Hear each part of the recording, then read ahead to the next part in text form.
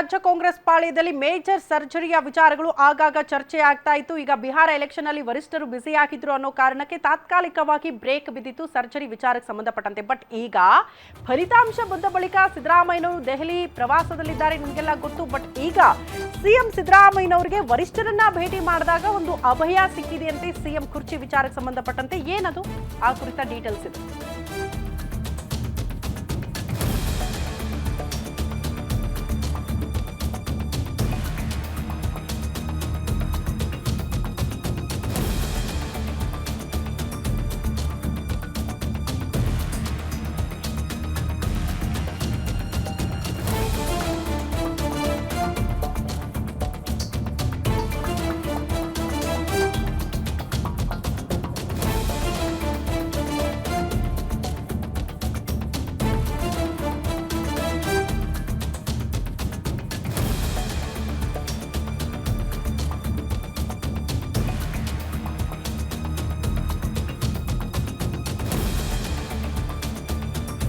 CM ಸಿದ್ದರಾಮಯ್ಯನವರಿಗೆ ವರಿಷ್ಠರೇ ಒಂದು ಅಭಯ ಕೊಟ್ಟಿದ್ದಾರೆ. High command ಭೇಟಿಯಾಗಿ ತಂತ್ರ ರೂಪಿಸೋದಕ್ಕೆ ಸಿದ್ದರಾಮಯ್ಯನವರು ಮುಂದಾದ್ರು. ದೆಹಲಿಯಲ್ಲಿ ದೊಡ್ಡ ದಾಳ ಉರುಳಿಸಿಬಿಟ್ಟಿದೆ ಅಂತೆ ಟಗರು ಅಂದ್ರೆ ಸಿದ್ದರಾಮಯ್ಯನವರು. ಸಚಿವ ಸಂಪುಟ ಸರ್ಜರಿ ಬಗ್ಗೆ ಸಿಎಂ ಸಿದ್ದರಾಮಯ್ಯ ಪ್ರಸ್ತಾಪ ಮಾಡಿದ್ದಾರೆ. ಸಿಎಂ ಕ್ಯಾಬಿನೆಟ್ ಸರ್ಜರಿಗೆ ರಾಹುಲ್ ಗಾಂಧಿ ಗ್ರೀನ್ ಸಿಗ್ನಲ್ ಕೊಟ್ಟಿದ್ದಾರಂತೆ. ಸಚಿವ ಸಂಪುಟ ವಿಸ್ತರಣೆ ಬೇಡ ಅಂತ ಹಿರಿಯ ಸಚಿವರು ಹೇಳ್ತಾನೆ ಇದ್ರು. ಬಟ್ ಅಂತವರಿಗೆಲ್ಲ ಶಾಕ್ ಕೊಡೋದಕ್ಕೆ ಸಿದ್ದರಾಮಯ್ಯನವರು ಮುಂದಾಗ್ತಿದ್ದಾರೆ. 15 ಜನ ಕೆಲಸ ಮಾಡಿದಂತಹ ಸೋಮಾರಿ ಸಚಿವರಿಗೆ ಕೊಡೋದು ಪಕ್ಕಾ ಅಂತ ಇದೆ ಮೂಲಗಳು. ಇದೇ ವಿಚಾರಕ್ಕೆ ಸಂಬಂಧಪಟ್ಟಂತೆ ವರಿಷ್ಠರನ್ನ ಭೇಟಿಯಾದಾಗ ಸಿದ್ದರಾಮಯ್ಯನವರು ಚರ್ಚೆ ಮಾಡಿದ್ದಾರೆ ಅಂತ.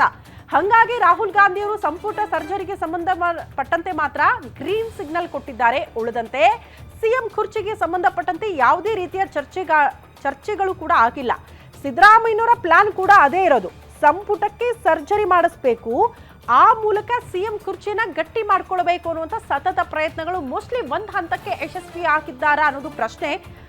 ಎಲ್ಲವೂ ಕೂಡ ಸಿದ್ದರಾಮಯ್ಯನವರ ಅನತಿಯಂತೆ ನಡೆಯತ್ತೆ ಅನ್ನೋದು ಕೂಡ ಕಷ್ಟ. ಕಾರಣ DK ಶಿವಕುಮಾರ್ ಅವರು ಕೂಡ ಸುಮ್ಮನಿರುವಂಥವ್ರಲ್ಲ. ಯಾಕಂದ್ರೆ ಈ ಹಿಂದಿನಿಂದಲೂ ಕೂಡ ವರಿಷ್ಠರನ್ನ ಭೇಟಿಯಾಗಿ ಒತ್ತಡ ಹಾಕ್ತಾನೆ ಇದ್ದಾರೆ, ಸಿಎಂ ಕುರ್ಚಿಯನ್ನ ಪಡೆದುಕೊಳ್ಳಲೇಬೇಕು ಅಂತ. DK ಶಿವಕುಮಾರ್ ಅವರ ವರ್ಷನ್ ಏನ್ ಗೊತ್ತಾ, ಸಂಪುಟ ಸರ್ಜರಿ ಬೇಡ, ಜಸ್ಟ್ ಸಿಎಂ ಕುರ್ಚಿಗೆ ಸಂಬಂಧಪಟ್ಟಂತೆ ಸರ್ಜರಿ ಮಾಡಿ ಅಂತ. ಹಾಗಾಗಿ ಈಗ ಸಿದ್ದರಾಮಯ್ಯನವರ ಕೈ ಮೇಲಾಗುತ್ತಾ ಈ ವಿಚಾರಗಳಲ್ಲಿ ಅನ್ನೋದು ಕುತೂಹಲ.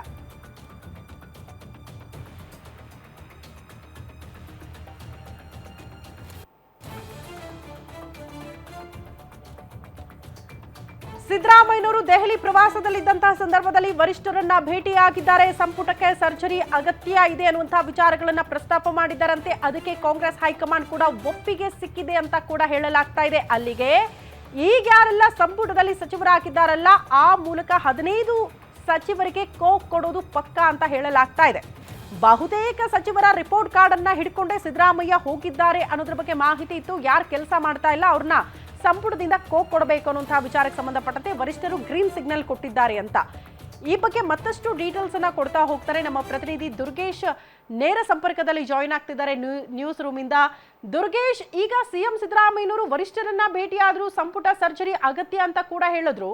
ಸಚಿವರನ್ನ ಕೈ ಬಿಡೋದು ಓಕೆ, ಆ ಮೂಲಕ ತಮ್ಮ ಸಿಎಂ ಕುರ್ಚಿಯನ್ನ ಗಟ್ಟಿ ಮಾಡ್ಕೊಳ್ಳುವಂತಹ ಪ್ರಯತ್ನನ ಸಿದ್ದರಾಮಯ್ಯನವರಿಂದ ಅನ್ನೋದು ಪ್ರಶ್ನೆ.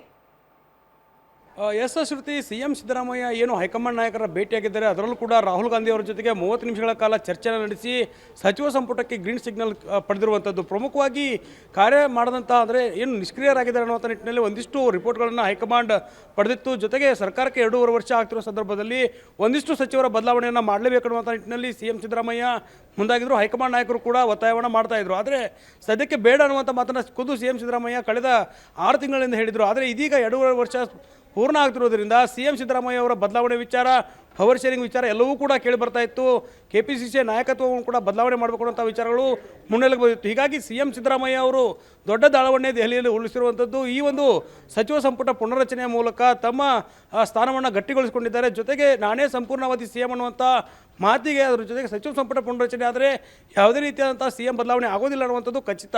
ಹೀಗಾಗಿಯೇ DK ಶಿವಕುಮಾರ್ ಏನು ಕನಸು ಕಾಣ್ತಾ ಇದ್ರು, ಅದಕ್ಕೆ 2028ಕ್ಕೆ ಅಣಿಯಾಗುವ ನಿಟ್ಟಿನಲ್ಲಿ DK ಶಿವಕುಮಾರ್ ಅವರು ನಡೆದುಕೊಳ್ಳಿ ಅನ್ನುವಂಥದ್ದು ಕೂಡ ಕೇಳಿ ಬರ್ತಾ ಇತ್ತು. ಹೀಗಾಗಿ ಸಿಎಂ ಸಿದ್ದರಾಮಯ್ಯ ರಾಹುಲ್ ಗಾಂಧಿ ಅವರನ್ನ ಭೇಟಿ ಮಾಡಿ ಸಚಿವ ಸಂಪುಟಕ್ಕೆ ಗ್ರೀನ್ ಸಿಗ್ನಲ್ ಅನ್ನು ಪಡೆದಿದ್ದಾರೆ. ಪ್ರಮುಖವಾಗಿ 8 ರಿಂದ 15 ಜನ ಸಚಿವರಿಗೆ ಹೋಗ್ಕೊಡುವಂಥ ಸಾಧ್ಯತೆ ಇರುವಂಥದ್ದು. ಯಾವ ರೀತಿ ಏನು ನಿಷ್ಕ್ರಿಯರಾಗಿದ್ದಾರೆ, ಗ್ಯಾರಂಟಿ ಯೋಜನೆಗಳನ್ನು ಅನುಷ್ಠಾನ ಮಾಡಲು ವಿಫಲರಾಗಿದ್ದಾರೆ, ಜಿಲ್ಲಾ ಉಸ್ತುವಾರಿ ಸಚಿವರಾಗಿ ಕೆಲಸವನ್ನು ಮಾಡ್ತಾ ಇಲ್ಲ, ಜೊತೆಗೆ ಪಕ್ಷದ ಕಾರ್ಯಕರ್ತರಿಗೆ ಸರಿಯಾಗಿ ಸ್ಪಂದಿಸ್ತಿಲ್ಲ ಅನ್ನೋಂಥ ಆರೋಪಗಳು ಸಚಿವರ ಮೇಲೆ ಇತ್ತು. ಹೀಗಾಗಿ ಇಂಥ ಸಚಿವರನ್ನು ಕೈ ಬಿಡಬೇಕು ಅನ್ನೋ ನಿಟ್ಟಿನಲ್ಲಿ ಮಲ್ಲಿಕಾರ್ಜುನ್ ಖರ್ಗೆ ಅವರಿಗೂ ಕೂಡ ಕೆಲವಷ್ಟು ಕಾರ್ಯಕರ್ತರು ದೂರನ ನೀಡಿದರು. ಹೀಗಾಗಿ ಸಚಿವ ಸಂಪುಟ ಪುನರ್ರಚನೆ ಅನಿವಾರ್ಯ ಅನ್ನುವಂಥ ಪರಿಸ್ಥಿತಿ ನಿರ್ಮಾಣವಾಗಿತ್ತು. ಸದ್ಯಕ್ಕೆ ಏನು ಗ್ರೀನ್ ಸಿಗ್ನಲ್ ಸಿಕ್ಕಿದ್ರು ಕೂಡ ಮಾರ್ಚ್ವರೆಗೆ, ಅಂದರೆ ಸಿ ಎಂ ಸಿದ್ದರಾಮಯ್ಯ ಅವರ ಆರ್ಥಿಕ ಬಜೆಟ್ ಮಂಡನೆವರೆಗೂ ಕೂಡ ಸಚಿವ ಸಂಪುಟ ಪುನರ್ರಚನೆ ಆಗೋದಿಲ್ಲ ಅನ್ನೋಂಥ ಮಾತುಗಳು ಕೂಡ ಕೇಳಿ ಬರ್ತಾ ಇದೆ.